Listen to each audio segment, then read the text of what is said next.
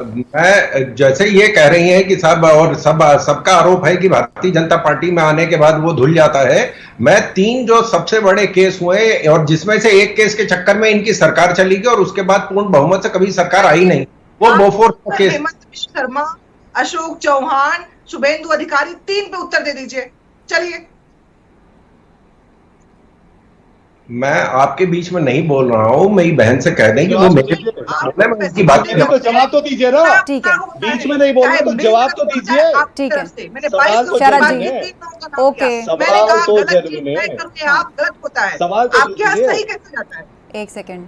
हाँ शरद जी, बोलने दीजिए। देखिए, गोवा में एयरबस में पैसे लिए गए, जमीन में बोफोर्स में पैसे लिए गए और पानी में एचडीडब्ल्यू सबमरीन डील में पैसे लिए गए और बिल्कुल क्लीन चिट थी क्योंकि इनकी सरकार थी। तो और इनकी सरकार में एक सीबीआई का जॉइंट डायरेक्टर, हमारे डिप्टी डायरेक्टर साहब बैठे हैं, वो उनको भी ज्ञात होगा कि एक जॉइंट डायरेक्टर दिल्ली से गया था लंदन, जो इनके क्वाटरोची जी हैं, जो इनके रिश्तेदार, दूर के रिश्तेदार हैं, उनको क्लीन चिट देने लंदन गया था।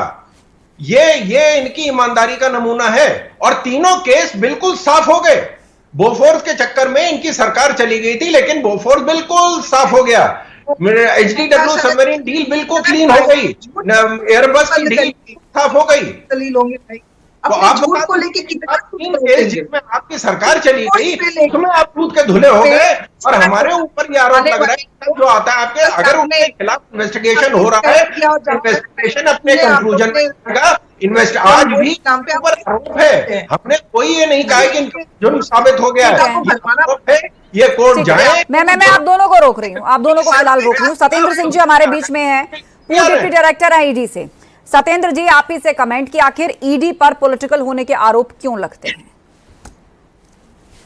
आस्था जी, ईडी नहीं, अभी जो राजनीतिक परिस्थितियां बनी है, मुझे बहुत दुख के साथ करना पड़ता है कि हमारी जाकर संस्थाओं पे अंगुली उठाई जा रही है। बिल्कुल। और इतनी दुखद स्थिति है कि यदि हम ही लोग अपनी संस्थाओं पे अंगुली उठाएंगे, हमारी कानून व्यवस्था में विश्वास नहीं रखेंगे, तो क्या होगा। जहां तक ईडी की बात है, ईडी का कोई भी एक्शन जो होता है, जिस दिन शुरू होता है, अभी ये पीएमएलए के केसेस की बात कर रहा हूं जिनके लिए हल्ला है, हर स्टेज पे लीगल स्क्रूटनी होती है, अदालतों को एविडेंस देने पड़ते हैं, वो सेटिस्फाई होती है तो ही केस आगे चलता है। इसी केस की बात ले लें तो सुप्रीम कोर्ट तक ये लोग गए केस कराने के लिए, लेकिन प्राइमा फेसाई क्योंकि केस बनता था, सुप्रीम कोर्ट ने मना कर दिया, इन लोगों की जमानतें हुई और आज फिर ईडी पे आरोप लगाया जा रहा है। साहब इतना लेट क्यों किया? यदि बहुत जल्दी कर देते तो कहते इतना जल्दी क्यों किया? कोई कहता है बिहार इलेक्शन से पहले क्यों किया? तो क्या एजेंसियां टाइम नहीं देख के काम करती हैं? और एक सवाल और मेरा इनसे सभी से है, जिन राजनीतिक दलों से, ठीक है, जो ये आरोप लगाते हैं संस्थाओं पे कि नेताओं के इशारे पे काम करती है, अपने दिल पे हाथ रख के कहें इनकी भी सरकारें रही हैं और अभी भी कई जगह की सरकारें हैं, वहां क्या जांच एजेंसियां इनके इशारों पे काम कर रही है या कानून सम्मत जो अधिकार उनको मिले उससे काम? ठीक है, वैलिड पॉइंट। हाँ, कि तो अंतर्राष्ट्रीय एजेंसियां भी क्या भारत की राजनीति या यहाँ के सत्तारूढ़ दल से प्रेरित होकर काम करें? विजय जी, देखिए सुनिए, अभी एक चीज मुझे बताइए, अभी शरद त्रिवेदी जी ने बहुत सारी बात बोली, प्रधानमंत्री जी ने जब महाराष्ट्र में बोला खुद, तो बताइए उन्होंने बोला क्यों जब उन्हें पता नहीं था अजीत पवार अगर करप्शन फ्री निकलेंगे और पार्टी में आ जाएंगे तो ऐसा बोल कैसे सकते हैं? उन्होंने खुद बोला था 70,000 करोड़ का अगर इन्होंने किया है तो इनको मैं जेल भेजूंगा, और अगर भी नहीं लगाया उन्होंने कहा कि इनको मैं जेल भेजूंगा। तो अगर वो करप्शन फ्री थे, बीजेपी में आ गए वॉशिंग मशीन में धुल के, तो बोला क्यों पहले? और अगर बोला तो फिर बीजेपी में कैसे आ गए? ये किसी को कुछ भी बोल सकते हैं, किसी बात पे तो जवाब दे। शरद त्रिवेदी जी जवाब ही नहीं देंगे, शरद त्रिवेदी नहीं, उनका नाम ही नहीं लेंगे, इर्द गिर्द घूमेंगे लेकिन उन पे जवाब ही नहीं देंगे। सत्येंद्र जी ने अभी एक बिंदु सत्येंद्र जी ने उठाया, मैं चाहूंगी उस पर भी आप लोग बात करें। शरद जी। आस्था जी, देखिए, आज का मुद्दा है कि ये केस फाइल हुआ है और ये केस फाइल हुआ है कांग्रेस के कार्यकाल में 2013 में, और ये कोर्ट मैंडेटेड इन्वेस्टिगेशन है। इसका किसी पार्टी से कोई लेना देना नहीं, भारतीय जनता पार्टी का किसी भी पार्टी से कोई लेना देना नहीं। कोर्ट बात ना करें, जो तुमने गड़बड़ कर रखी है केस में जो सब लोगों को, उसकी बात ही ना करें।